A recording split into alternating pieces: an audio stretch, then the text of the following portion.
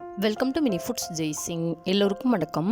இன்றைக்கி நம்ம வீட்டில் இருக்கிற தேங்காய் வச்சு ஒரு சூப்பரான சுவையான ஸ்வீட் ரெசிபி எப்படி செய்கிறது அப்படின்னு தாங்க பார்க்க போகிறோம். இப்போ ஒரு பாத்திரம் அடுப்பில் வச்சுக்கலாம். அதில் ஒரு ஸ்பூன் அளவுக்கு நெய் சேர்த்துக்கலாங்க. நெய் சூடானதுக்கப்புறமா ஒரு கப் அளவுக்கு மெல்லிஸாக இருக்கிற மாதிரி சேமியா வந்துட்டு சேர்த்துக்குருவோம். அடுப்பை வந்துட்டு சிம்லேயே வச்சுட்டு பொறுமையாக இதை வறுத்து கொடுத்துக்குருவோம். இது போல் நல்லா மெலிசான சேமியாவாக எடுத்துக்கோங்க. இது சேமியா நல்லா வறுத்தாச்சு, லைட்டாக கலர் சேஞ்ச் ஆக ஆரம்பிச்சிருச்சு. இப்போ இது தனியாக ஒரு பிளேட்டுக்கு மாற்றிடலாம். இப்போ அதே பாத்திரத்தை அடுப்பில் வச்சுட்டு அதில் ஒரு கப் அளவுக்கு சுகர் சேர்த்துக்கலாம். அரை கப் அளவுக்கு தண்ணி சேர்த்துக்குருவோம். தண்ணி சேர்த்துட்டு நல்லா கொதிக்கட்டும். இந்த சுகர் வந்துட்டு லைட்டாக ஒரு கம்பி பதத்துக்கு வரணும். லைட்டான கம்பி பதம் வந்தால் போதும், ரொம்ப ஸ்ட்ராங்காக வர தேவையில்லை. இந்த கம்பி பதம் ரொம்ப ஸ்ட்ராங்காக இருந்துச்சுன்னா பர்ஃபி வந்துட்டு ரொம்ப ஹார்ட் ஆகிடும். இது போல் லைட்டான கம்பி பதம் வந்தால் போதும். இப்போ அடுப்பை சிம்மில் வச்சுட்டு நம்ம வறுத்தெடுத்து வச்சுருக்கிற சேமியாவை இதில் சேர்த்துக்கலாம்.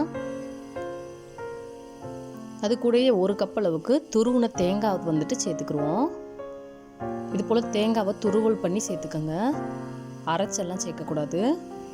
இப்போ அடுப்பை மிதமான தீயில் வச்சுட்டு இது போல் நல்லா கலந்து கொடுங்க. இந்த சுகர் சிரப்லேயே இந்த சேமியா லைட்டாக வெந்து கிடைக்கும். நீங்கள் இதை ஒரு 1 வீக் 10 டேஸ் வச்சு சாப்பிட்ணுன்னா அந்த தேங்காயை லைட்டாக நெய்யில் வறுத்துட்டு இதில் சேர்த்துக்கோங்க. 10 டேஸ் வரைக்கும் வச்சுருந்து சாப்பிட்லாம். பாருங்கள், இதே போல் பொறுமையாக கலந்துகிட்டே இருக்கும் பொழுது இது போல் திரண்ட மாதிரி பதத்துக்கு வரும். இந்த சுகர் சிரப்லாம் நல்லா வத்திடுச்சு. இது போல் நல்லா திரண்ட பதத்துக்கு வந்ததுக்கப்புறமா கொஞ்சமாக ஃபுட் கலர் சேர்த்துக்கலாம்.